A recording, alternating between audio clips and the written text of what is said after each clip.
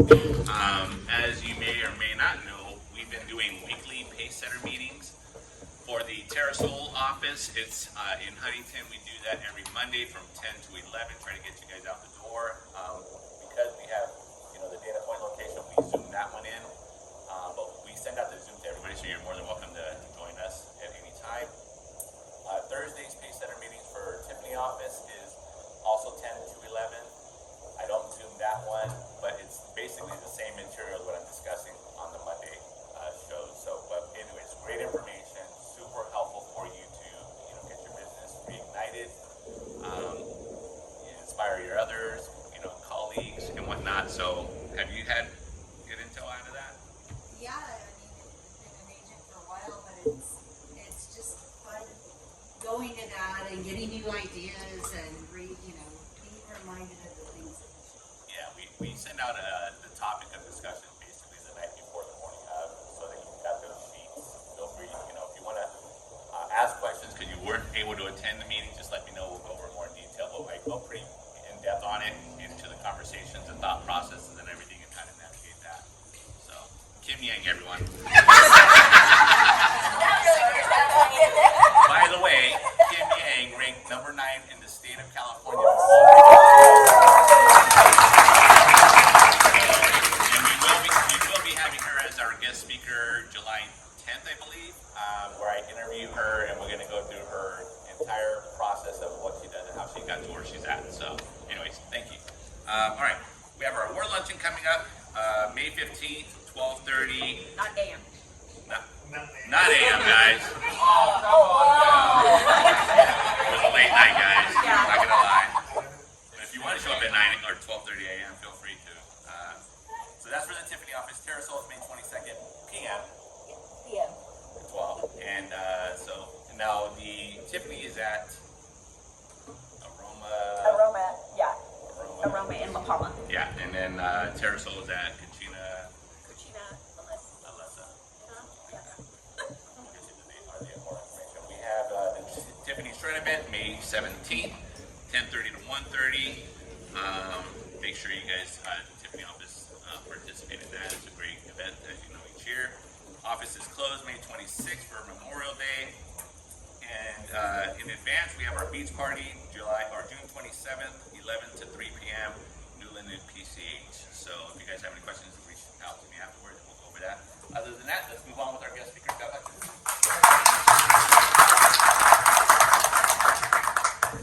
And how long did you want to go? An hour. An hour? Sounds good. All right. Good morning. What I'd like to do is just tell you the latest legal stuff. There's always something changing. Notice that. So I'll just jump right into it. Talking about NHD reminded me of something that's happened recently. In case you didn't know this, in the last month or so, the state has released maps on fire zones. Basically, millions of acres of properties that were not in a high fire zone a month ago are in a high fire zone now. So maybe you've lived in a house for 20 years, not in a high fire zone, all of a sudden it's in a high fire zone. You wonder what happened. They just finished the maps. That's what happened. They just finally, after years, have finished the maps. So obviously when you order your NHD report, it's going to reflect that. Slight temporary glitches. We've had some escrows that opened a month ago. Someone ordered an NHD report. The NHD report at that time said they were not in the fire zone because they weren't in the middle of escrow. It's in a fire zone. Now what? Is the seller responsible to update the buyer? Hey, that NHD report we gave you 2 weeks ago, that was accurate when we gave it to you, but it's no longer accurate now. And no, it's really not your job. It's a fine liner. It's not your job to keep up on this kind of stuff, but what if you do know? Then you got to disclose. You also have to disclose what you know. The question is, what is your responsibility to know? But I'm sure someone's going to get sued. Or someone's going to sue, hey, you should have updated, you should have kept up on this during escrow to see if it had changed, and you should have told me before I closed that I was now in a fire zone. I don't think they win that case. The courts in my long career have been pretty consistent sellers don't really have to keep up with laws. You know what I mean? But on the other hand, if you're aware, that's also fun. They can somehow prove that I know she was aware of that. It's hard to prove what's in someone's mind, but that's always an issue. You have to disclose what you're aware of. The question is, what do you have to be aware of? Obviously, the safe thing to do is if any of you opened an escrow in the last month and haven't closed it, is check with your NHD provider to see if, in the interim, one of these new zones, affects you. So that's the safe yes. And guys, we can refresh and give you a new report for free. So if you know your property's in a high fire zone and you're in escrow, reach out to the service for your report.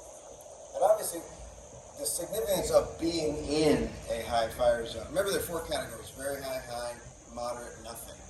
The significance of being in the top 2 are 2 things. Number 1, you have to have defensible space. You have a 30-foot requirement, there's a 100-foot requirement, and you have to do it. And you have to have defensible space whether you're selling or not. The second thing is, when you do sell, you gotta fill out this form, the fire hydrant defensible space form. And that form is going to be updated in June. Same form, it'll look a little different too. It's got more information on it, but you have to do it. And another reason I bring this up is we have a chronic problem with CAL FIRE. They keep putting on their website, including right now, it says, you're not allowed to sell a property in California if you're in a high fire zone unless you do a defensible space inspection before it closes. That is not true. That is false. That is only true if the city where the property is listed has a local law that says that. And there are some cities who say that, none in Orange County. So if anyone, and we have the local fire companies sometimes sending out things to homeowners saying, when they're on their website, hey, if you sell your property, you can't close until you do a defensible space inspection first. False, false, false. There are many areas in Northern California where that's true, but it's not statewide. Just don't let anyone confuse you on that. Having said that, if you're in a high fire zone, any day of the week, the fire company or CAL FIRE can show up at your house, say, those trees are too close to the house, cut it down, we'll be back in a month to see. I mean, that can happen randomly, and it does happen. So if you're in a high or very high fire zone, whether you're selling or not, it's in your interest to have the proper defensible space. I'm just saying there's no mandatory point of sale inspection that is required. If you've ever looked at the fire hydrant defensible space form fine print, on the last paragraph of defensible space, if you don't check any of the boxes, which is your option, it defaults to buyer agrees within 12 months after close, they're going to get a defensible space inspection. Does anyone check on buyers to see if they're doing this? No. And it doesn't really matter anyway, because if you buy the house, whether you've agreed to do an inspection in 12 months or not, the fire company can show up anyway. And some fire companies, I don't keep track of this, but some fire districts, they are pretty good about just randomly, when properties change hands, they do schedule audits and they show up. So this can happen. So a little complicated there. But the big news is millions of acres of property in California that were not in a high fire zone a month ago are now in a high fire zone. Okay? It's got nothing to do with recent fires. It just all it has to do with is the maps are finally done. It just so happened that happened very recently. The maps are pretty much the whole state now is mapped. It hasn't been all these years. Okay, so that's one thing. If I were in LA County, the big thing I'd talk about is the extension of the state of emergency to July 1st. I'm not in LA County, why do I even tell you that?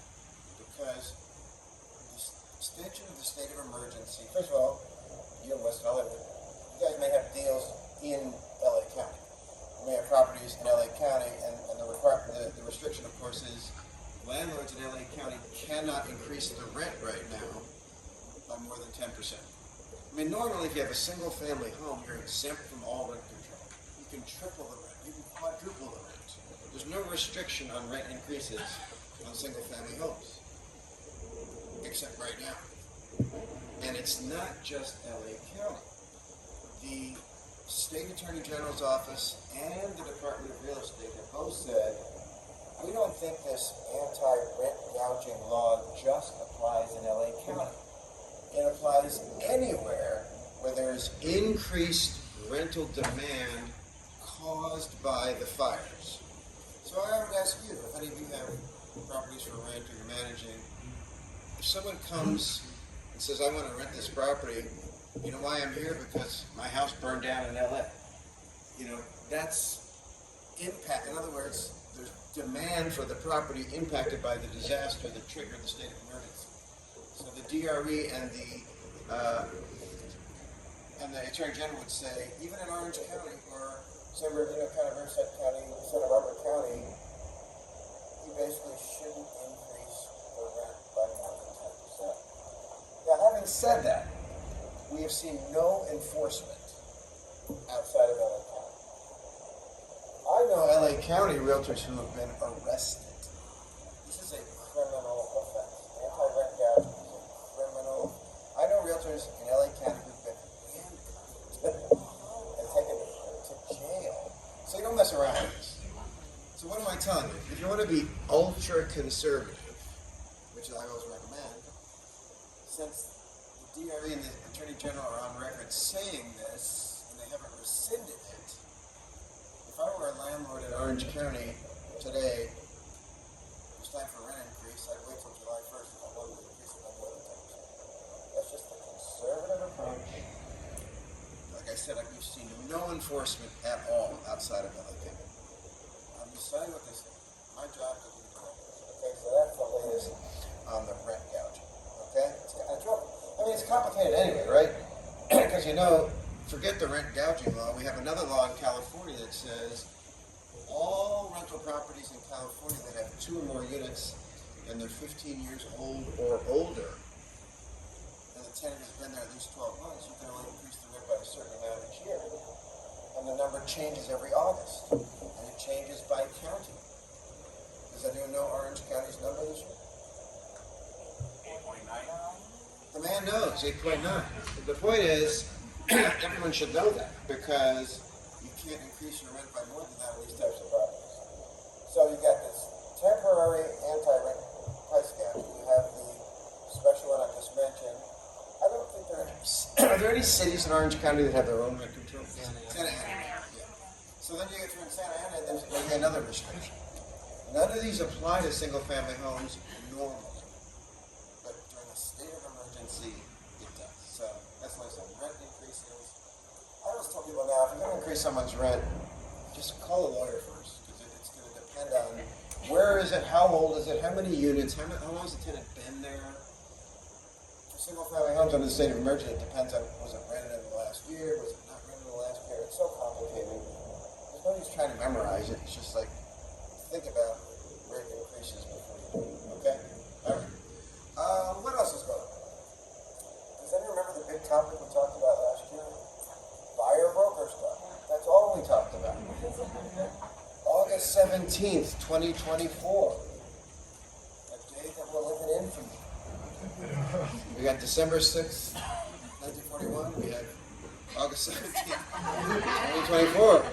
A day you will never forget, because that was the day of the revolutionary change in the real estate practice. I just want to update you on a couple things. So the 2 things you all agreed, when I say you agreed is because you were part of a settlement. And the settlement applies to all realtors in the country. It's saying you agreed to do 2 things ever since August 17th. We'll always refer to pre-August 17th as the good old days, right? Which are never coming back. The first thing you all agreed to do is you're not going to work with a buyer without a written contract with the buyer. First question, of course, what does it mean to work with a buyer?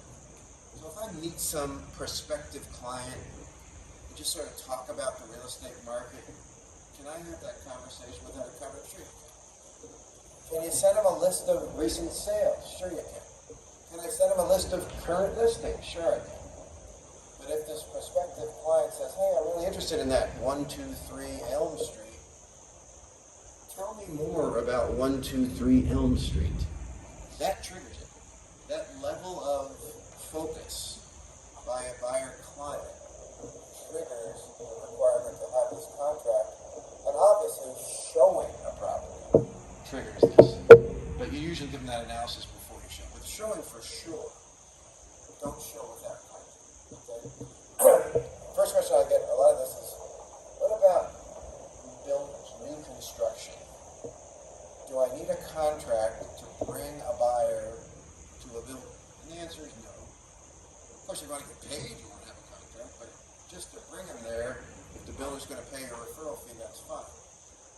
But what if you're going to show them the model, show them one of these new properties? That's still a showing. You need a contract to do that.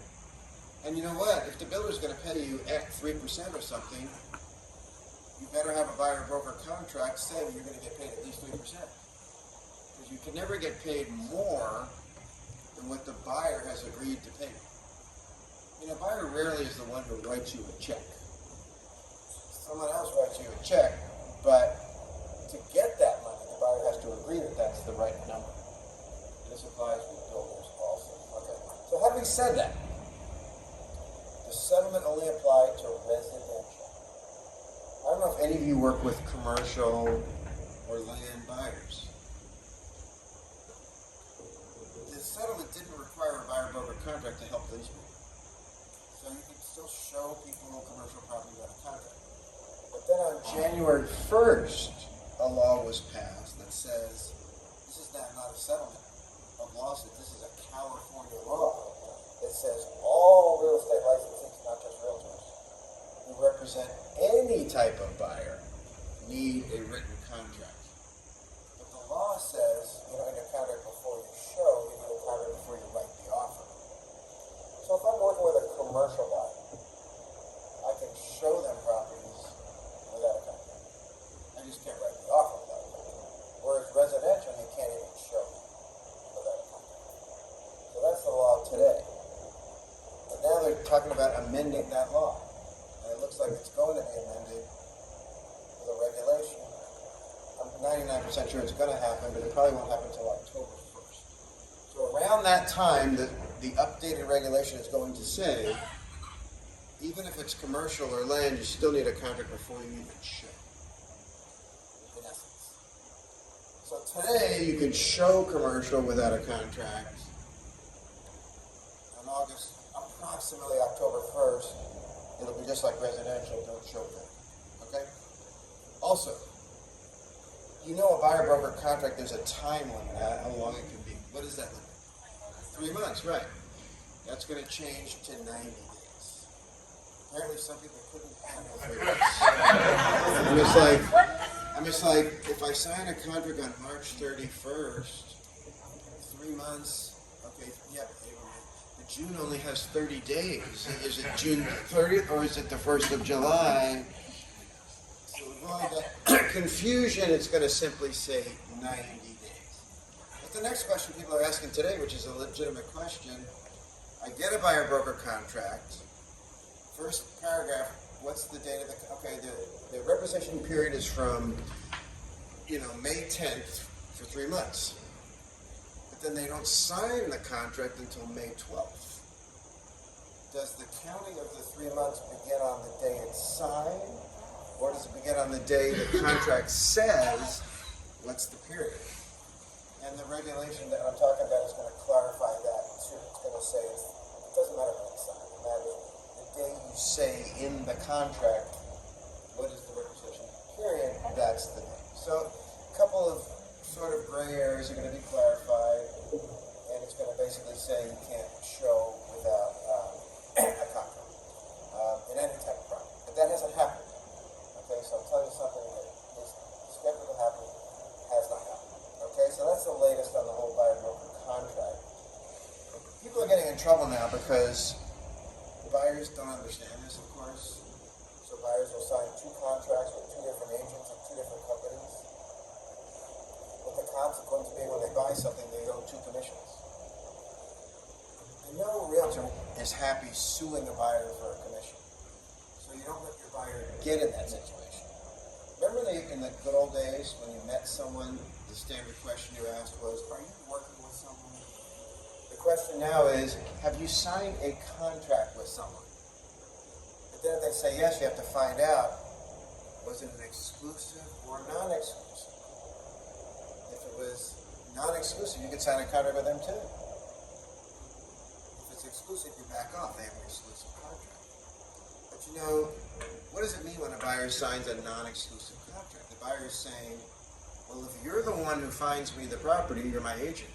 But if someone else finds me the property, I may have another contract with somebody else. But what they don't realize is, if a buyer signs two non-exclusive contracts, agent number one shows them the property, and they write it up with agent number two. They owe both of them commissions. Because both agents have done something that triggers the commission. But the buyers didn't understand. The bottom line I'm getting at is here, when you do meet a prospective buyer, client, and you want to enter into a contract, you have to explain all this to them. Say, do you already have another agent? Has that agent showed you anything yet? Things like that, right? You have to clarify all that. Or what about this conversation? You meet someone and they say, and you hit it off with them, and you say, well, do you already have an agent? Yeah, I have an agent, but I don't like him. Can I fire him and hire you? And the answer is yes. Because unlike the listing contract, the buyer-broker contract has a cancellation clause. So even if a buyer commits to you for 90 days, 3 months, they can leave before that. And you can fire them before that. See, it's different than listings. When you list with someone, you and the seller are connected to each other. You can't get out of that deal unless you both agree to do it. With a buyer-broker contract, not only is it limited in time, but you can cancel. Which leads to the next question. I meet this person who doesn't like their agent, and they ask me, can I cancel the agent I have and go with you? Well, then you have a fiduciary duty as a realtor to not interfere with an existing agency relationship.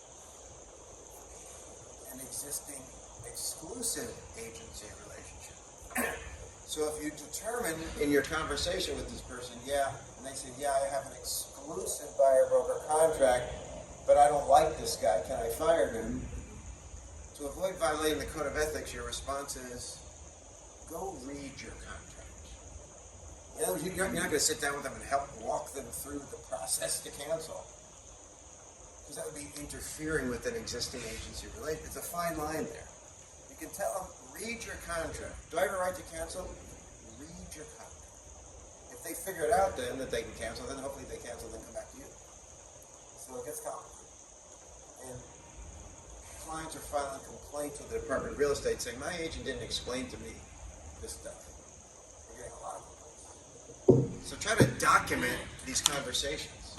In other words, how do you defend yourself from someone that says, my agent didn't explain this stuff? I hate to tell you, but there's a way to do it. You have a conversation with someone, explaining everything, then later on that day you send them an email and say, I just want to confirm, you and I talked today from 3:30 to 3:45 or 4 o'clock, and I explained the buyer-broker contract and you understood it.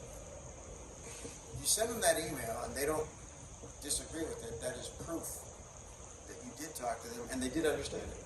And I've been saying this for everything in real estate. How do you ever protect yourself from the client who says, I told my realtor that we want to do this and they said that and they wouldn't do it. I told them to counter this offer and they countered the other one instead. I wanted to use this inspection company, they used that inspection company. The realtor didn't do what I said. How do you defend yourself from that? You document your conversations, you send them an email.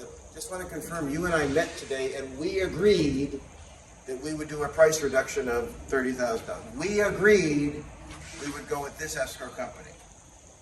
And if they don't dispute that, they can't say you didn't do what they wanted. Question? Recording of conversation once it's That's a different thing, right? Another way, if they consent. Yeah. This question is recording conversations. You can do that with consent. But how do you prove they gave you the consent? You make sure they get it in writing or something, right? I think she's next.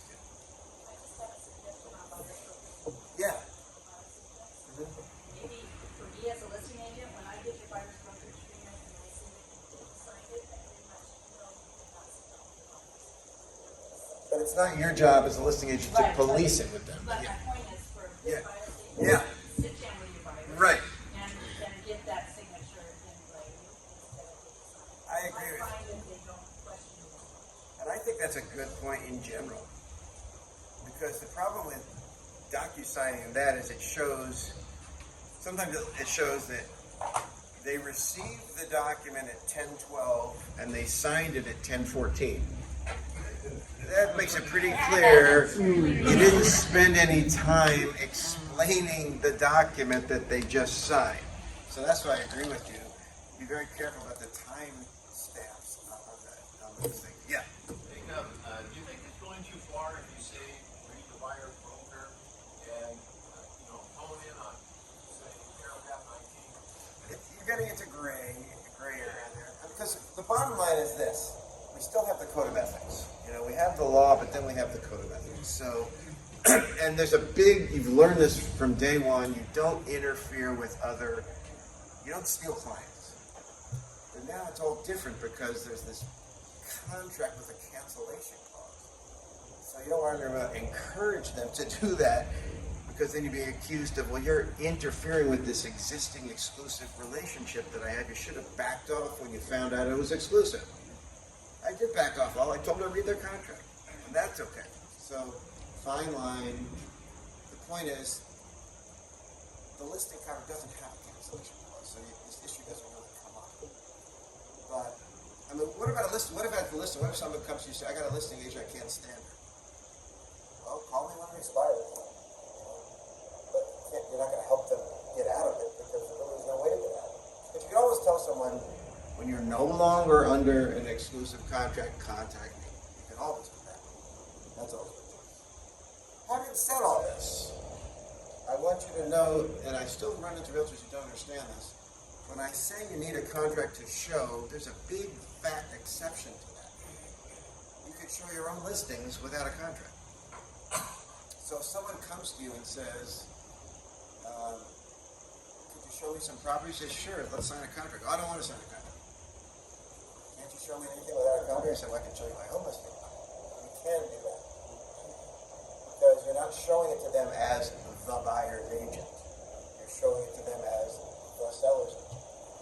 But you can't show other people's listings unless they sign a buyer or broker contract with you. When I say your listing, I mean a brokerage listing.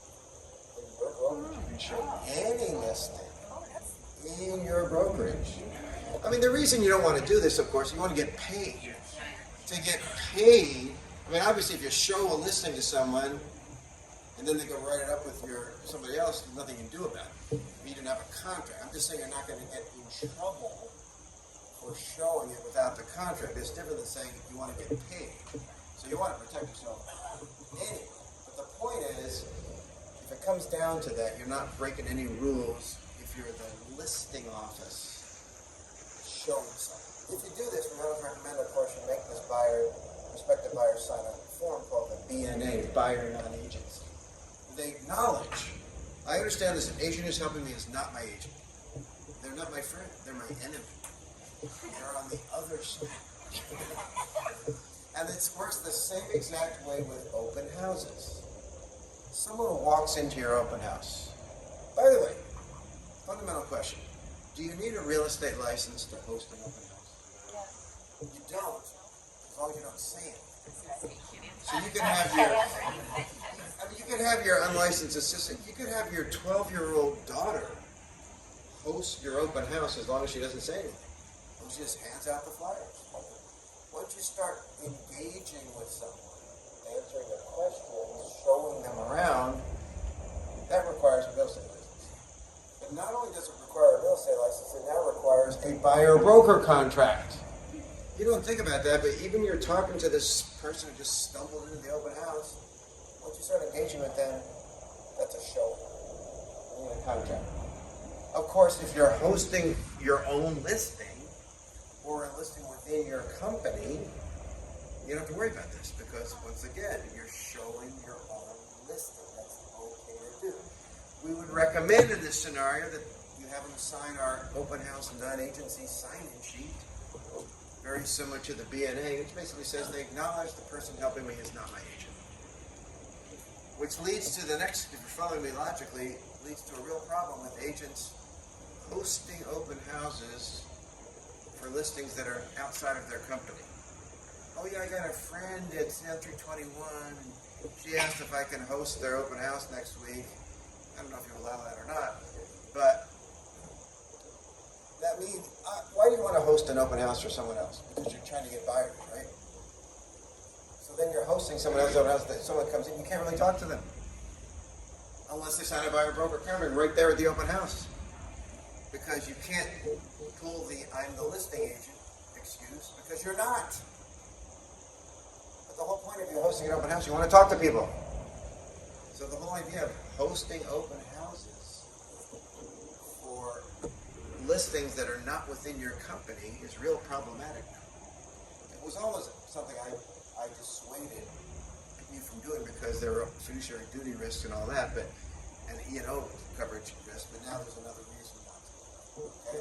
All right. So that was the first big thing that happened August 17th of last year. The other thing, of course, is the commission part.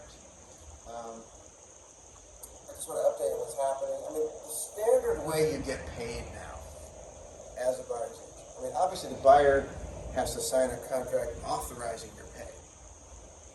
But rarely, you tell me if you run into this, rarely does the buyer actually write you a check. They could if they want to. Maybe you got a buyer with a lot of money. They have the money to pay you a check, and it's in their interest to do that because that would reduce the sales price and reduce the property taxes. But the average buyer doesn't want to write you a check. They want to ask the seller for a credit through the contract. Just like you've always asked the seller for credits for escrow fee, title fee, NHD fee, repair costs, transfer taxes, HOA fees. We're all used to the idea of the buyer wanting to put as little money into escrow as possible, so all the obligations that they would otherwise have to pay, you just add it to the purchase price so you can finance it. And the new way of doing, that's how you do commissions now, right? In addition to all the normal closing costs you ask the seller to credit you for, you now ask them to pay for the commission you owe your own agent, which is paragraph 3D3. That's the way to do it. That's the way most people are doing it. It works out fine. Now, you mentioned a second ago that when you're the listing agent, when you see the buyer broker contract, you've noticed, I hope, that on the paragraph 3G3 of the purchase contract, it no longer says, upon request, buyer must provide a copy of the buyer broker contract with the listing agent. It doesn't say that anymore. So you don't have to. In June, but have you noticed what it says now? It says, buyer attests that they are not asking the seller for more money as a credit than they've agreed to pay their own agent. In other words, if you're a buyer's agent and the buyer has agreed to pay you 2.5, you're not allowed to ask the seller for a 3% credit. I mean, you can ask for a credit of less than the amount the buyer agreed to pay you, but you can't ask for more. So currently there's language there that says buyer promises that they're not asking for more than the seller, than they've agreed to pay. That language is going to come out. It's not going to say that. It's just going to be like, because the reason for that is we as an industry don't want sharing of commission agreements with each other, because that leads to the antitrust accusations. So, we provide the forms. We don't want the antitrust lawyers to be able to say, C.A.R. provides forms that encourage agents to share commissions information. We don't want every listing agent to be demanding from every buyer's agent, I want to see how much you're paying your agent. Because then the idea is, well, the industry is facilitating sharing of commission agreements, and that's like price fixing. Everyone's trying to get other agents to see, well, see, this is if every listing agent knows how much every buyer is paying their agents, like, that's going to lead to sort of a standard commission amount. And the whole point of this is there should be no such thing. Listing agents should negotiate with sellers. How much is the seller going to pay you for your services as a listing agent? And the buyer's agent is going to negotiate with the buyer how much is the buyer's agent's services worth. It's none of your business as a buyer's agent how much the seller is paying their agent. And it's none of your business as the seller's agent how much the buyer is paying their agent. The idea is this information shouldn't be really shared. So that should be your new mindset. Now, in the old days, you wanted to know, right? I know why. Remember, it used to kill you. Like the MLS used to say, listing agents offering the buyer's agent 2.5. And you were always wondering, I wonder if they're getting 5 or are they getting 6. You know, didn't you used to wonder that? You always wanted to know that because for some reason you said, well, I should get at least half. But if you really think about it, why? It's none of your business. I mean, they could be paying the seller could be paying the listing agent 8%, give you 2. So what? It's none of your business. But there was still the sharing of information because the listing agent was the one paying the buyer's agent. Now that the listing agent is not paying the buyer's agent, each principal is paying their own agent separately under a separate contract. There's really no reason to share this information. The point is, yeah, you can, I mean, usually, of course, if you write an offer and you're asking the seller for a 2.5% credit towards the buyer's agent commission, that probably means the buyer has agreed to pay their agent 2.5. Usually you probably ask for the same amount, but it's not necessarily the case. And as a seller, I'll get your question in 1 second. As a seller, I rationally don't even care. I shouldn't care. Because let's say I get 3 offers. One of the offers says they want me to pay their agent 2%. One of them says they want me to pay their agent 2.5%. And one of them wants me to pay their agent 3%. As a seller, I could care less about that number. I'm going to say to my agent, give me a net sheet for each one. What am I going to get? When everything is done, what do I go home with? And my agent figures it out and says, it turns out the one where they want you to pay the agent 3% is going to result in more money for you. I'm going to say, that's the one. See, I could care less how much they want me to pay their agent. That's just part of a bigger number. I mean, if you offer me $1 million over the list price, I'll pay your agent 20%. And buy him a Porsche and pay for his kid's private school. I mean, I'll give you whatever you want if it's going to result in money for me. So this whole, and we still hear this out there where buyer's agents call up maybe you guys do it. Buyer's agents call up the listing agent before they write the offer and says, how much will your seller pay me? If I were the seller in that scenario, I'd say, I'm not going to commit to a number. If you write a good offer, I'll pay you whatever you want. It's not a good offer, probably nothing. Won't even accept the offer. You know what I mean? In other words, why does a seller need to commit? It's like, do you ask a seller before you write an offer, how much are you willing to pay for the escrow fee? It's sort of understood. Anyway, that's the way I think you need to look at it now. And one other way I like to talk about this is, if you ever get pushback from a seller who says, why should I pay the buyer's agent? It's like, well, why are you paying the escrow company, the title company, and why are you paying for repairs? Why are you paying anything to make the deal work? I mean, people got to get paid. Title companies need to get paid. NHD companies need to get paid. Escrow needs to get paid. Agents need to get paid. It's all one negotiation. And another thing I would say to sellers is, and you're not paying anyway. It's not like you're writing a check. In fact, I'd like to say this to the seller: you're not even paying the listing agent. Oh yes, I am. I signed a listing contract. Oh really? Are you going to write him a check? Where's the money going to come to pay the listing agent? From the buyer. Buyer pays everybody. NHD company, listing agent, buyer's agent, everyone gets paid from the same source, the buyer's money. If you look at it that way, nothing has changed. The only thing that's changed is now the buyer has input into how much their agent gets paid. Whereas if you think about it, in the good old days, as a buyer's agent, you were limited by what the other side thought you were worth. The listing agent, your enemy, the person on the other side, unless of course it's an in-house transaction, the enemy determined how much you got paid, rather than your own client, the one you're helping. Shouldn't that person be able to be the one to determine it? And I know agents, maybe some of you, who said, you know what? I get higher commissions now than I used to. In the old days, I had to take whatever the listing agent promised. Now I go to my buyers, I'm the best agent in the world. I'm worth 3%, whatever, and the buyer says you're right, and they sign it. Then they go get the seller to pay. In this market, sellers are going to pay. They're absolutely going to pay. In fact, they should always pay. If you look at it that way, you get more now than you used to as a buyer's agent. Because you're negotiating with your own client, and you're convincing them how great you are. In the old days, it didn't matter how great you are to your buyer, because they had no input into how much you got paid. It was the enemy who determined your pay.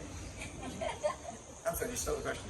No, I think you answered my Yeah. question. I've got an offer on a property, 2.5% commission, the buyer's agent paid for. They asked up front, it was an FHA offer, they asked up front for the buyer's closing costs as well. Yeah. And that's $10,000. Right. And as soon as we accepted, as soon as those were closed, the amendment came over that said, buyer's $10,000 is going in.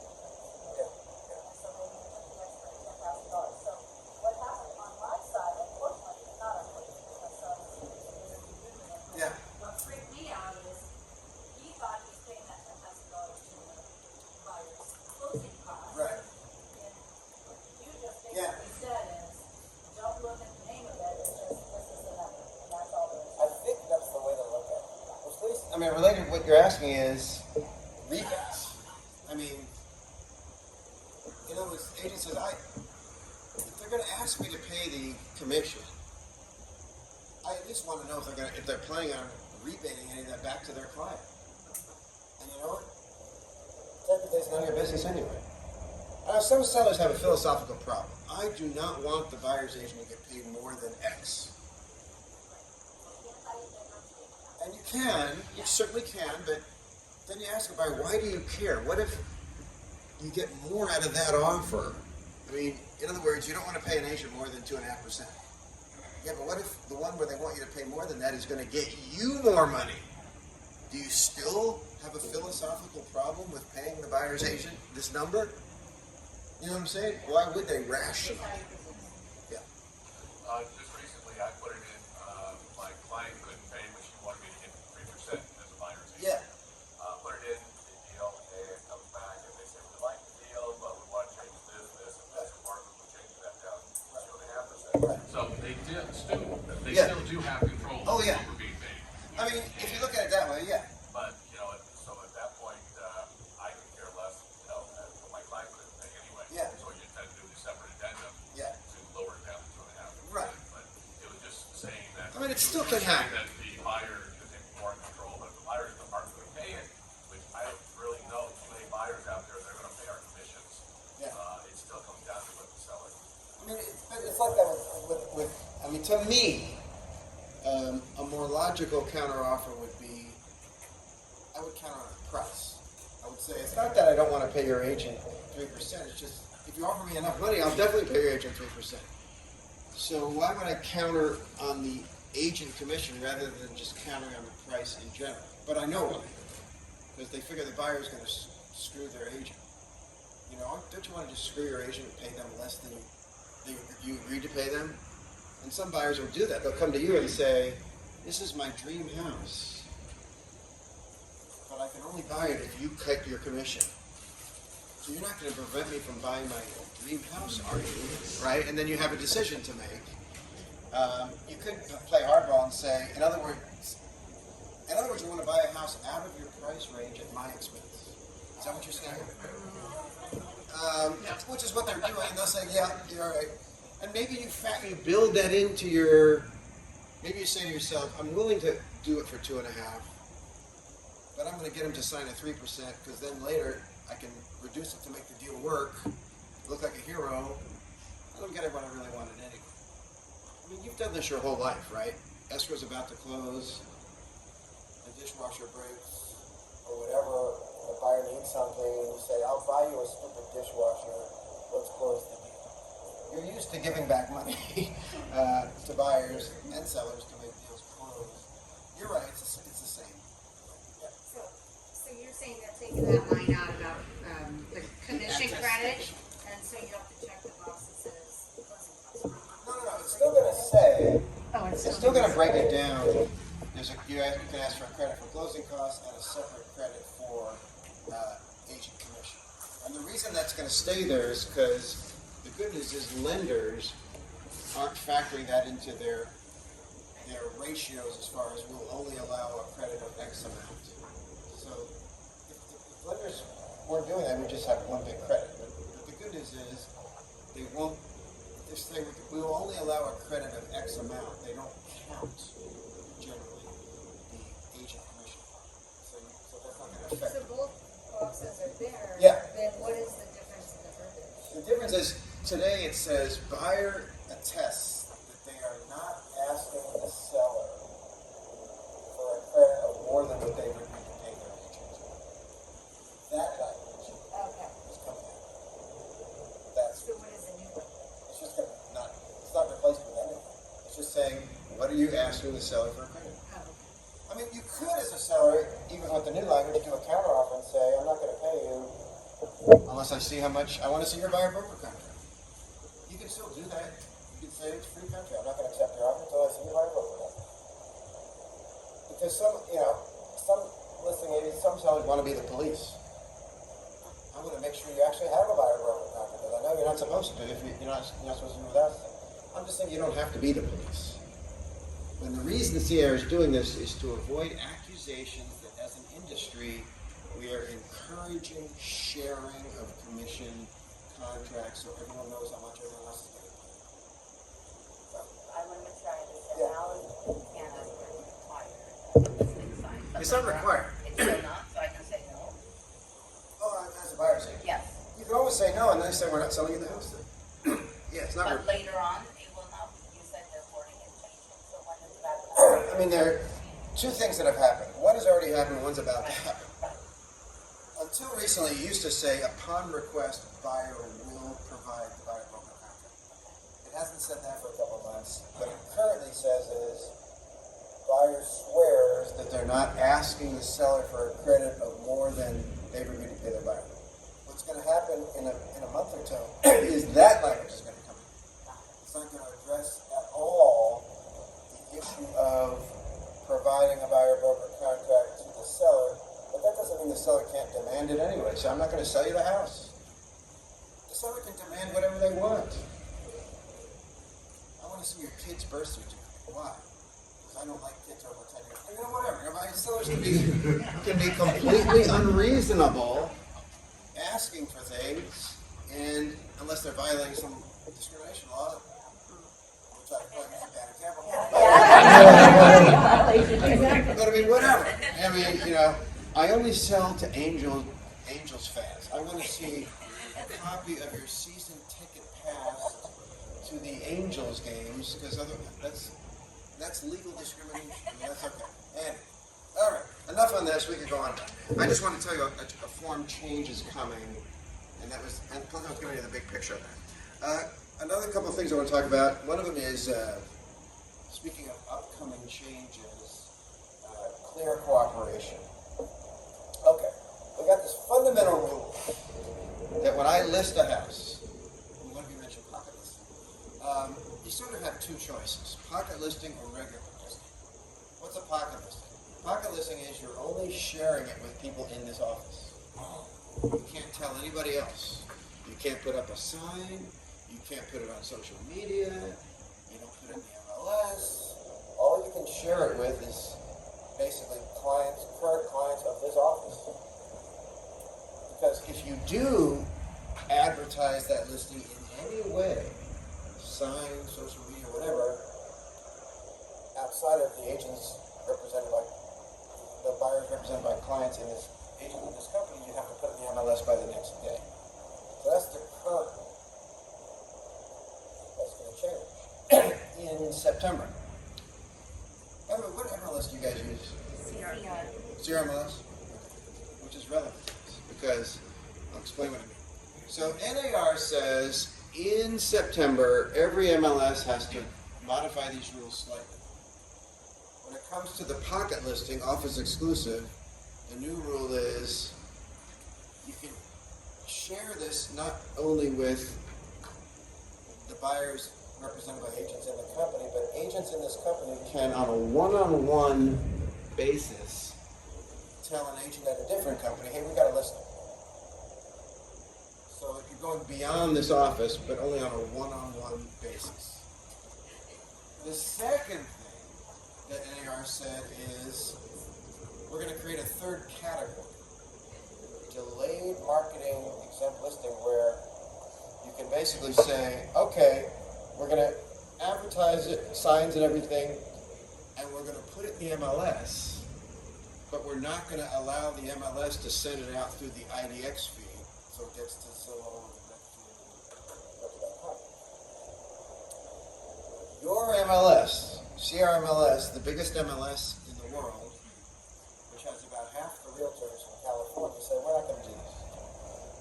We're not going to adopt these new rules. We like the old rules.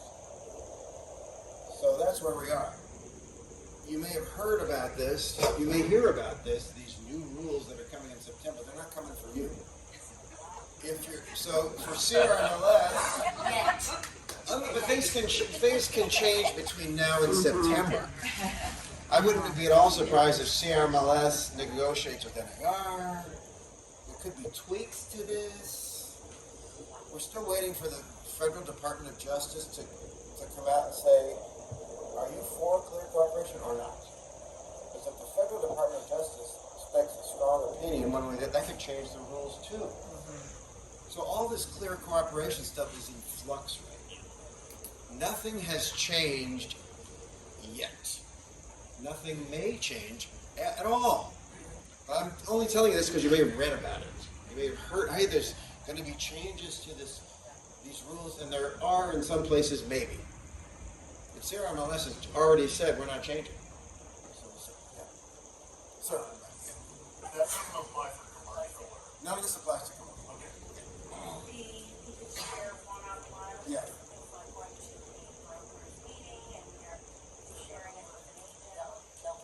You'd have to call up or email one-on-one an agent in another company. But your C.A.R. MLS, you're not going to do it anyway. C.A.R. MLS already says you can't do it. So C.A.R. MLS says that we're not changing the rules, so we're saying that would still violate clear cooperation rule. So in other words, if you have a pocket listing, C.A.R. MLS is saying don't do that. Even when the rules change, we're not going to adopt that change. But all of this is subject to continuing developments between now and September. Well, I thought that's what coming soon was for. It goes in the MLS, but doesn't go out in the IDX. It depends on what MLS you're in. Actually, very good point, coming soon. And I don't keep track of this, but there are some MLSs where the coming soon goes out to the whole world.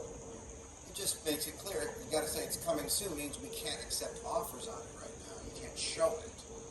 But that's different. It's similar but different. Coming soon is it's not a listing. I mean, it's not available. And you pretty much can always.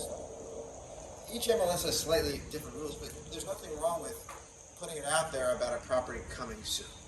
Of course, different MLSs define that term differently. So that's another thing NAR is working on. Maybe we should have universal rules on coming soon. What does that mean? And can coming soons go out to the portals? Because some MLSs say if it's a real coming soon, you can even put it out on Zillow as a coming soon. It's not a listing, it's a coming soon. Some MLSs say no, you can't put it out in the MLS at all. But that's C.A.R. MLS, what do? They allow it to go out? Yeah, okay, see, I don't keep track of that. It's complicated, yeah. What's your thoughts on what's going on with Washington and several companies who are marketing exclusive listings, going back to quotes within the office kind of thing, Yeah, formless listings, yeah, in our office where you can do other stuff internally only. Yeah. It's not going to go out of IDX. so are they, when they're doing this, are they saying, inviting people from other offices in? No, direct consumers, and they're not requiring these consumers to sign a contract with companies before they do this? That part I don't know if they're going to do that, but there's a lot going on. Yeah, and you're right. There's other stuff going on about these private listing books. Yeah. To me, it's okay if it's internal. You guys can have a private listing and then invite people in. Hey, you want to see our private listings? But then you have to sign them up on buyer broker contracts. Yeah, but that's the whole thing, and I'm not going to get into this debate. But the argument against that is, isn't it in the seller's interest for every single buyer in the world to know that this property is available? Why, as a seller, do I want to limit it? I mean, common sense is the more people that know about it, the more activity I'm going to get, the more likely I'm going to get, the more money. And the other argument is, doing this discriminates against certain buyers. What if this particular brokerage, it can be shown that most of their clients are, white people or whatever. What about the people who aren't clients of this office who are not white people? You're depriving them of access to properties for sale. The counter argument is the seller should be able to do whatever they want, and the answer is that's not life. When you put something out in the free market, you're restricted. For example, the fair housing laws. Why can't a seller say, I only want to sell to white people? We all know you can't do that. It's a free country, right? I can sell to whoever I want. No, you can't. There are restrictions. And, that's the whole idea of clear cooperation. You want to limit it to certain buyers. First of all, why is it not in your interest in the first place? And second of all, why should you be able to do that? That's going to cause harm to other people. So, actually, the way I'm talking about that, you probably see it with the way I think about this. But the point is, to answer your question, that doesn't violate clear cooperation if they say, basically, I don't know if you said that's how they're going to get consumers. You're basically saying, you can't find this on Zillow, come to us. My response would be, why can't I find it on Zillow? Why are you limiting? But the point is, they can do that. But all this might change. I mean, if the Department of Justice could one day come out and say, private listings in and of themselves are bad. Even if the seller wants a pocket listing, they don't have the right to do that. That could happen. Anything could happen. We're in an area of flux in the country. All right. Enough on that. Let's talk about a couple more things. I'm almost done. What's becoming a real issue now, and you tell me if it's affecting any of your transactions, is balcony inspection. First of all, it's a little confusing because there are two different laws that are similar. One of them applies to apartment buildings, one of them applies to condos. The apartment building law says every property residential in California that has more than 2 units, if they have balconies or decks 6 feet off the ground made of wood, they have to be inspected. So this does not apply to single-family homes. This does not apply to duplexes. But every triplex, fourplex, fiveplex, sixplex, on up to 100 or 1,000, if those properties have balconies or decks 6 feet off the ground, they have to be inspected for safety. They're made of wood, and they have to be inspected by the end of the year. It doesn't matter whether you're selling it or not. You own a triplex with balconies, you need to inspect it by the end of the year. Well, that's by the end of the year, but today, in May, if you're selling one of these properties, you have to disclose to the buyer if the inspection has been done. So if any of you are listing triplex, fourplex on up, residential, well, you got a form, it's mentioned in the contract, paragraph 11, the wood balcony inspection form. And you have to fill it out. You have to tell the buyer, hey buyer, did you know that this house that you're buying, this triplex you're buying has balconies? And did you know they have to be inspected? And guess what? We haven't inspected them yet. Or, we have inspected them. Or, we've inspected them, but we haven't done the repair work yet. You know, you got to tell the buyer what's going on if you're selling a multi-unit property with balconies, you can probably deal with that. But this also applies to condos. So condos are single-family homes. But if the condo is attached to other condos, at least two of them, then, and these condos have balconies, they have to be inspected. This applies to me personally. I have one rental property, it's in Culver City. It's a condo. It's in a building of a bunch of other condos. I'm on the ground floor, I don't have a balcony, but all of the units above me have balconies. Since that's the case, and since they're made of wood, my HOA is required to inspect those. But guess what? The deadline to inspect the balconies in the condo buildings was the end of last year.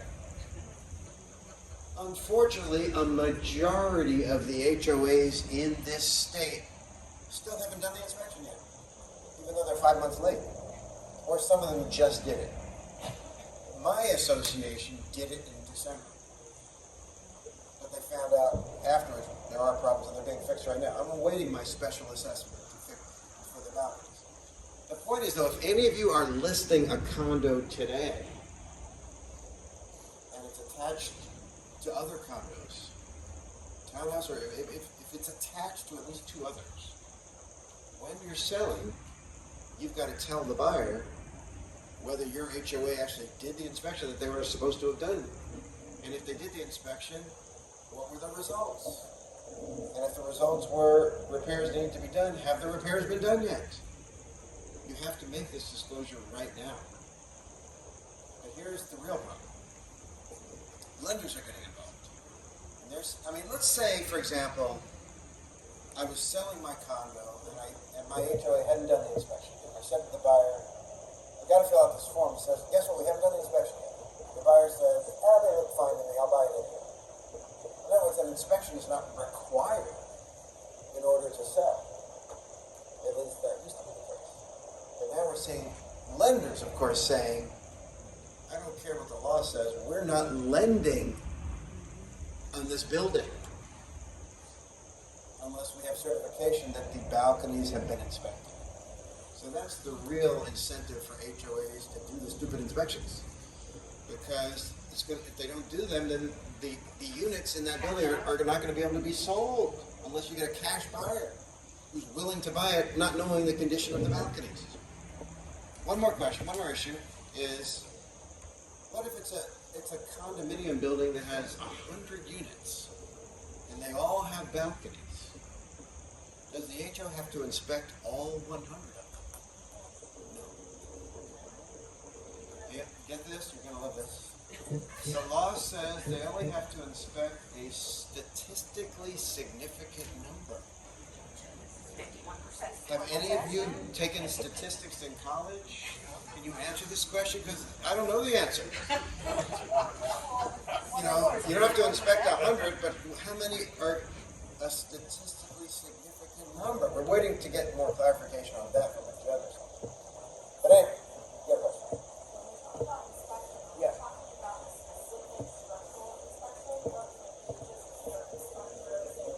If it's a condo, it's got to be an architect or an engineer.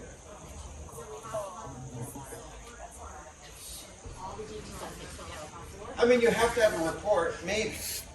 I didn't tell you one other thing. The law, this is going to blow your mind. The law says, in the condo situation, if the CC&Rs say it's the HOA's responsibility to maintain the balcony, the HOA has to do the inspection. And by the way, if the CC&Rs don't address that issue, it is the HOA's responsibility. But there are definitely some CC&Rs where it says the individual owner is responsible for maintenance of the balcony. In those cases, the HOA doesn't have to inspect, and the owner doesn't have to inspect either. No one has to inspect. But now, don't ask me why. But lenders are starting to say, we don't care what your stupid CC&Rs say, whether it says it's an HOA responsibility or an individual owner responsibility, we're not lending until somebody, and it's got to be an architect or an engineer, somebody's got to certify the safety of the balcony. So I don't know if it's blown up any of your transactions, but it's causing problems. So I don't know what to tell you other than you have to. How are they saying an architect is qualified to go out and? So you're asking a why question. Never mind. I don't know. I know architects, it's like, I know what they do, it's like, there's no way Yeah. they can inspect. In other words, it, you know? a home inspector can't do it No. unless they're also an architect. But when it comes to the apartment buildings, as opposed to the condos, general contractors can do it if they have at least 5 years experience.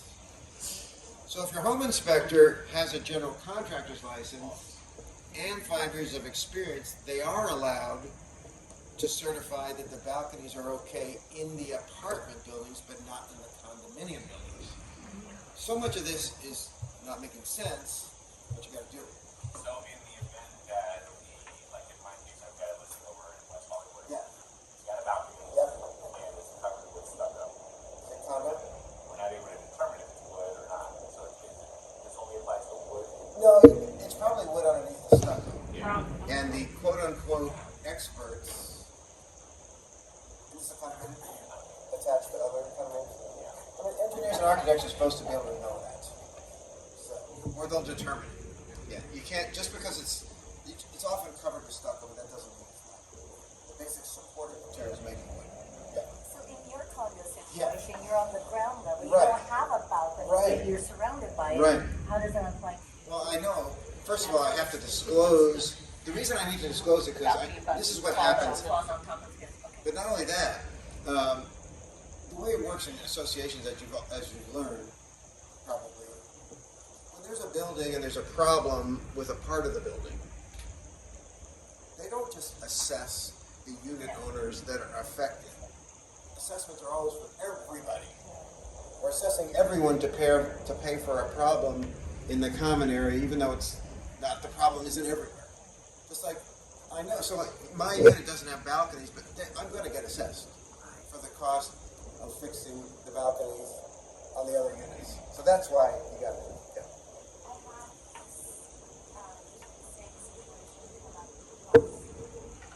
Yeah.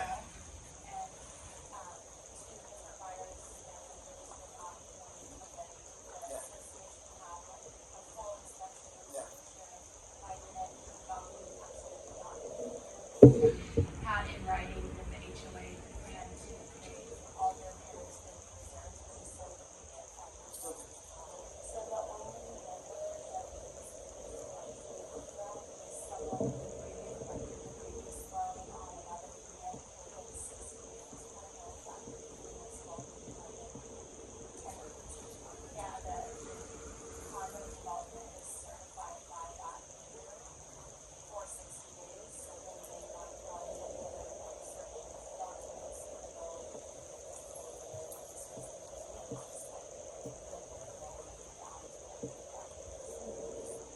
What's kind of strange if you think about it is, what triggered this whole thing was a tragedy that occurred up in Berkeley, where someone had a balcony, they were having a party, it collapsed, many people died. So if you really think about it, these balconies have been around forever. Why do we care more now about their safety than we used to? Because there was this one incident, which triggered legislation. I mean, why do lenders care more today? I mean, if the law doesn't require the inspection, why would a lender care? But the lender's not going to do so. But I mean, you wouldn't think it's more likely that balconies are going to collapse now than they used to. And they rarely collapse. The only one that I'm aware of actually collapsed. That's because the overload. When they do it, The overload is. when they lose their value, two, they're gonna be assessed and their HOA dues are gonna increase, so that affects what the buyer can Yeah, pay, yeah. so that's why the lender. Yeah. I mean, the point is, I understand where the lenders are coming from, but anyway. When you Yeah. talk about balconies, Yeah. or extended walkways, like some condos, Yes. you have 20 doors and it's just a walkway.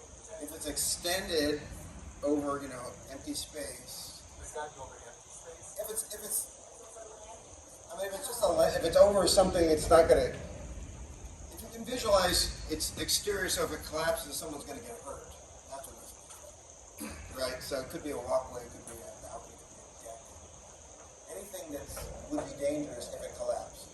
People are standing on it. That's what happens. Couple more things, we're almost done. Any other significant changes that are happening? I mean, they're keeping new disclosure laws that are added to the disclosure forms. I mean, just because there's a new disclosure law, it doesn't mean there's a new law. I mean, sometimes there is, right? When this disclosure about the defensible space happened, there's a form for that. When there's a lead paint issue, there's a form for that. But a lot of disclosures, you have to make the disclosures, but there are no separate form to use. There's a form called the Seller Property Questionnaire.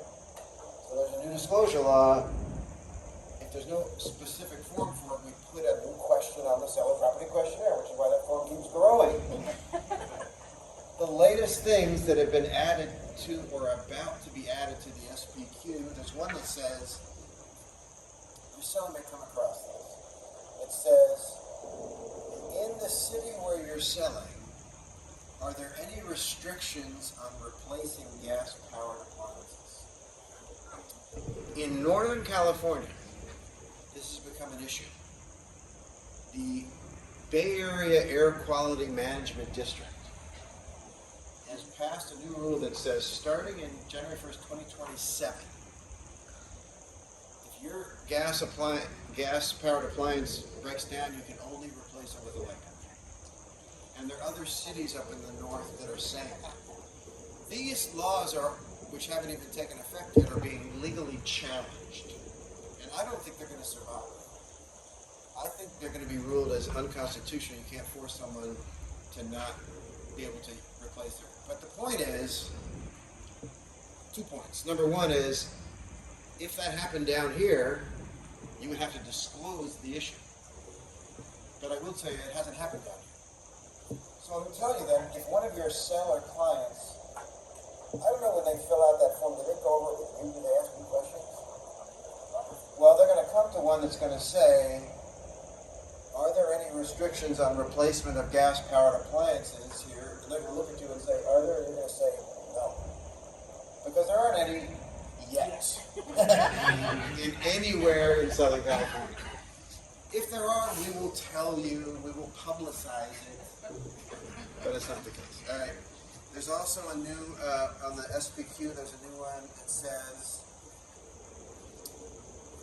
and this applies to some properties, sadly, and it basically says, if your source of water for this property is a tank, in other words, you're not on the water system, you have a domestic tank. And the reason you have a tank is because you used to have a well, and the well no longer works. It got burned down, you ran out of water, you have to tell the buyer. And it's going to be obvious to the buyer if there's a tank that supplies the water.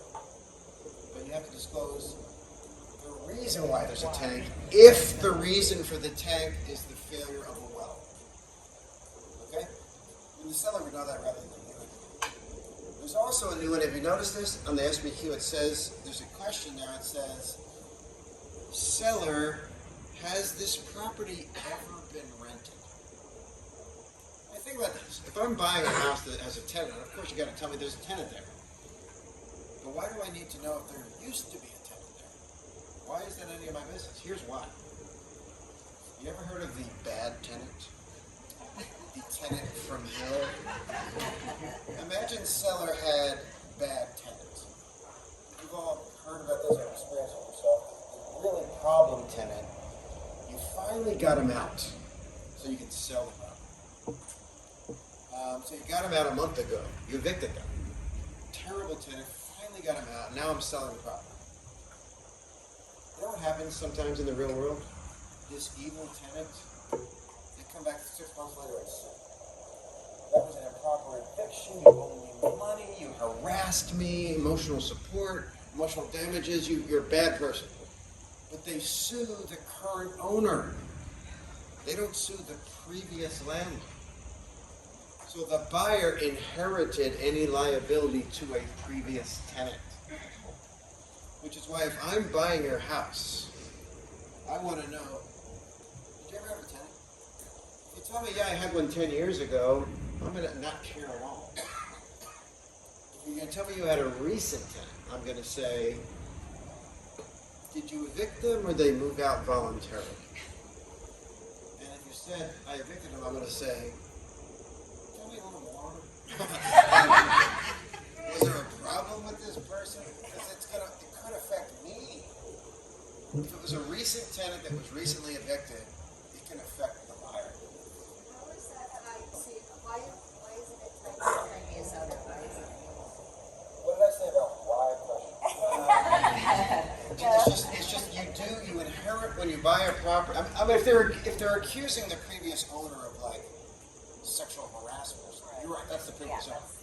But if they're claiming it's like money issue, like you owe me money, you know, I should have gotten my security deposit with back or something like that. That's the problem with they would dispute the owner of the property, not the previous person. Is there a statute on that? As to Time limit? time limit? Yeah, I mean, it depends on what. Usually 4 years. So it's usually it's a breach of contract claim. What if the tenant was going in on the property or some other? That really helps your case. You know. But you still don't want to get sued. I mean, it's the place that I mean, that someone's coming to the house and buys it. Right. I'm just saying, as a buyer, you want to know about this. Was the previous tenant a marijuana growing tenant? You know, you just want to know. It's just a disclosure. All right. So that's it for new disclosures. Little tweak to the counteroffer form, which is a good thing finally. An age-old problem. You know when you write an offer, it says this offer is good for 3 days after it's signed. But they sign an offer today. The offer is effective until Friday, Saturday, Sunday at 5 o'clock. I know this has happened. You write an offer, and the seller counters it 5 days later. So the offer expired. The offer died. But the seller countered it late. And the buyer's like, I'm okay with this. It's late, I'm okay. So how would you handle that? Up until now, we've always had to say, you need to do an addendum. With buyer and seller both agreeing on extending the expiration date of the offer. You got to do that before you accept the counter. Now you don't have to do that because the counteroffer form says itself. It says if this counteroffer is late, but the buyer accepts it, they are, just by doing that, they're ratifying the fact that it was late. So you don't need a separate addendum. I finally give you good news. It's the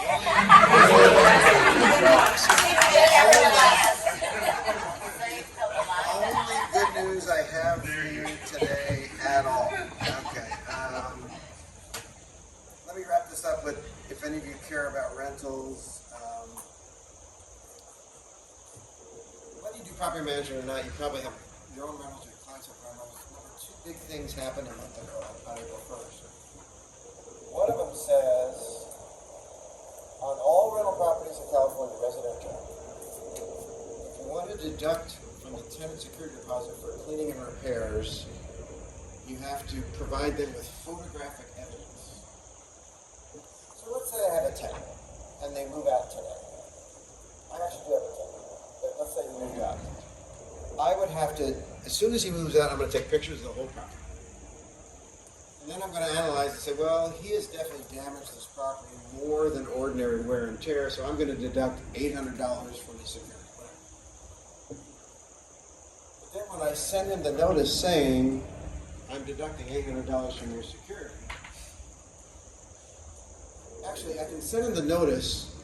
Remember, you got 21 days to either give him back the whole deposit or to tell them how much you're going to take out. So let's say I'm going to take $800 out, but I haven't done the work yet by the 21 days. I'm still going to tell them within 21 days, I'm deducting $800 from your security. When I finally do the work, then at that time, I'm going to have to send him pictures, the pictures that I took right when he moved out, and also the pictures I took right when the work was done. So I've still got 21 days to tell him how much I'm going to deduct.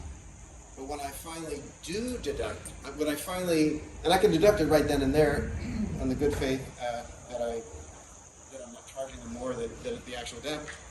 But finally, when I finally do the work, then I'm going to have to take pictures then. And at that time, I'm going to send in both sets of pictures, which gives the tenant the opportunity to say, looking at these pictures, comparing this picture to this picture, I don't see $800 worth of damage there. So now they have more ammunition to go to a judge and say, I think they took too much out of my security. In your defense, of course, you have a contractor's estimate or something that says to fix this problem. And the tenant has always been able to say, I don't think it was a problem. And a smart landlord has always taken the pictures anyway. For 30 years I've been telling landlords, take pictures. But now you have to take the pictures or you can't get the money. You can't collect more than $125 from security without the pictures. So take the pictures. Starting July 1st, you have to take the pictures before the tenant even moves in. So imagine my current tenant leaves and I get a new tenant moving in August.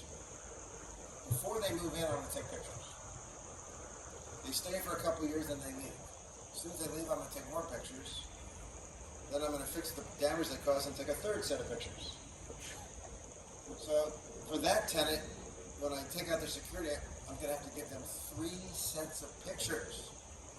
The pictures I took before they moved in, the pictures I took right after they moved out, and the pictures I took after I fixed the damage that they caused. So, every landlord now is a photographer. People ask me, can I take videos instead of photographs? Logically, yes. The law uses the word photographs. Okay? Last thing, and then I'm done. Also rentals. Let's say someone has bad credit. Let's say you have bad credit. How do you improve your credit? Pay your bills on time. But you also have to, you want the credit reporting agencies like TransUnion to know you pay your bills. It doesn't do you much good to pay your bills if nobody knows you pay your bills. So there's a law that just took effect a month ago that said if you're a tenant on certain properties, you can actually demand that your landlord tell TransUnion or Superior Equifax that you pay your rent on time. Thankfully, it only applies to properties that have more than 15 units. So if any of you are managing, for example, or you own an apartment building of 20 units, you have to offer this service to every single tenant. And you had to offer it a month ago. Which is why we created a form called the C.A.R, Tenant Reporting of Positive Rental Information, which every landlord should have given to every tenant in this state on buildings that have more than 15 units. So more than 15. More than 15. So it would start at 16. Right. But having said that, hold on, don't get too happy yet. This rule also applies to all corporate landlords. Oh, whoa. Corporate landlords, if it's in the LLC? If it's an LLC, it only applies if there's at least one corporate member of the LLC. Let me put it to myself. Let's say I have 2 rental properties. They're single-family homes. Do I have to do this? It depends on how I own my 2 units. If I own them in my own name, no problem. If I own them in the name of my trust, no problem. If I own it in the name of my LLC, no problem. But if I've created a corporation, even though I only have 1 unit, even though they're only 1 unit, they're not 15 units, I have to offer this to my tenants. So all corporate landlords have to offer this to their tenants, and all landlords with buildings of more than 15 units have to do it. But even if you don't have, even if the building doesn't have 16 units, if you own it as a corporation or a real estate investment trust or an LLC with a corporate member, as of a month ago, you have to offer this service. Yeah. When you say corporate member, you mean like Leo Bancorp LLC, but there's one member that's ABC Incorporated. Exactly. Okay.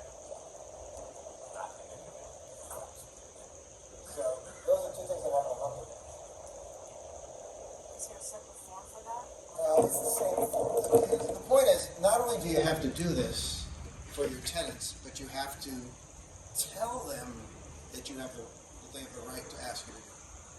You want them just to do it if the tenant asks you to do it, but you gotta sort of offer it to the tenants, which is why we have the form. One thing is if the tenant says, hey, good idea, I want to do that, you can charge them $10 a month. That is the cost of your labor to somehow contact TransUnion and say my tenant's paying their rent. My tenant paid their rent on time this month. Of course, when you offer this to tenant, you're going to say, if you don't pay your rent on time, I'm going to tell them that too. Then they're going to say, well, maybe not. It's not such a good idea. Let's hold off for a second. Right. So, anyway, yes. So on that corporate, so Yeah. corporate landlord, isn't there a difference between the monthly deposit you can charge as well too? On the security deposit? Because it went universal, you can only charge 1 month Yeah. deposit, however, your corporate. No, actually, I know where you're coming from, but that's a different law. It's so crazy. The limitation on the maximum security deposit depends on how many units you have. I have 1 unit. I can still charge 2 months. If I have 2 or 3 units, that's also the case. If I have 4 units, it's okay. But if I have 5 units, I can only charge my tenants 1 month security. On all the units. It's not like I charge 2 months on the first 4. If I got more than 4, I can't charge more than 1 on any of them. Oh, 1 to 4.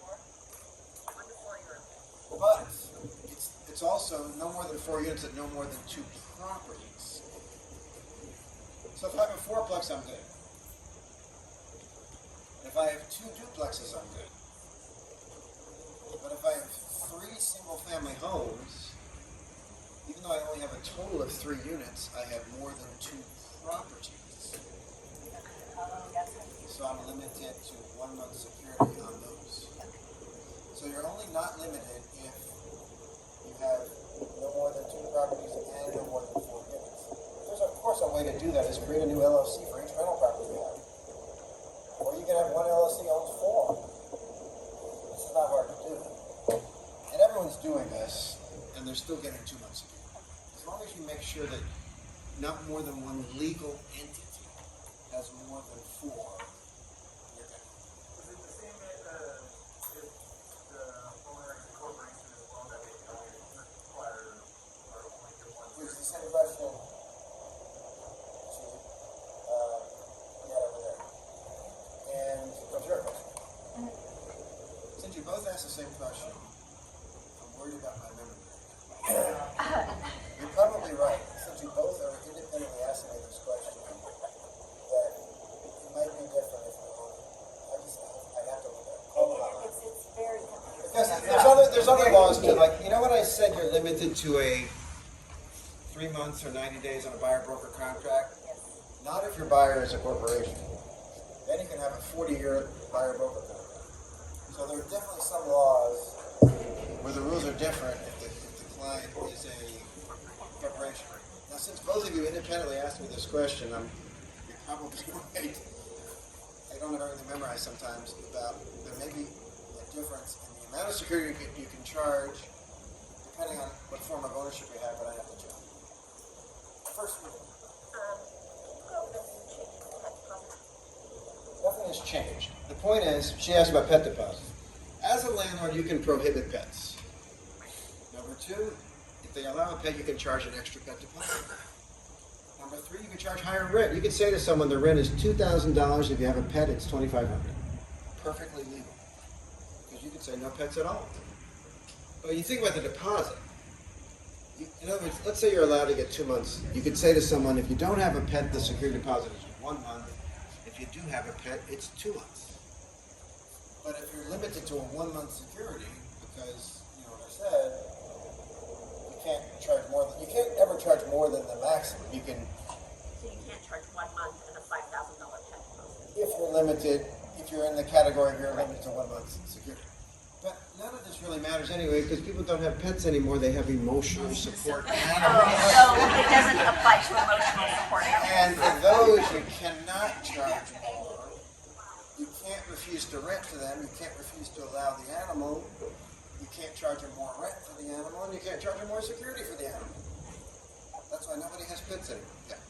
Back to the LA County and no more than the 10% Yeah. rent increase.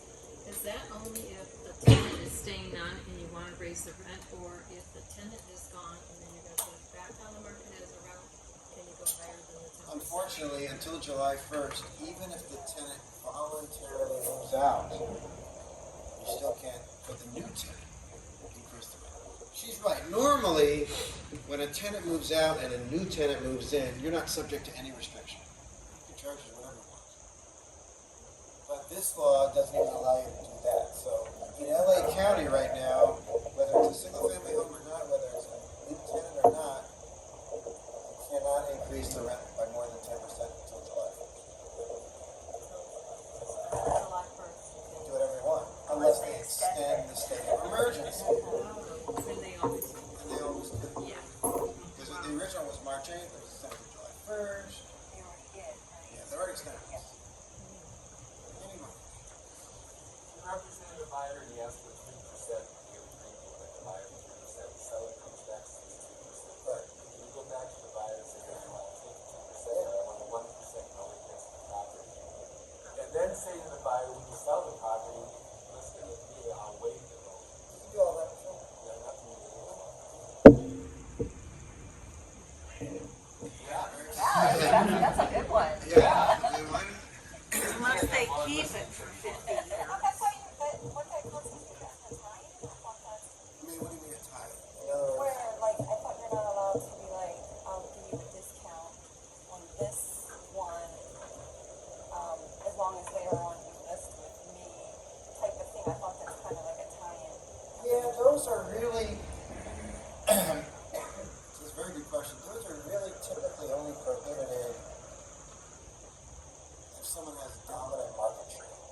On an individual basis, you can do that. Yeah. I mean, ask me specifically, you got a specific question, always ask, but in general, that's okay. Well, the way he described it, that was good. Losing my audience, you have other things to do. Thanks for listening. I'll see you next time. Friday, have an awesome day. Great seeing you all. Anthony Pope, he's from America, Chicago. Oh, really?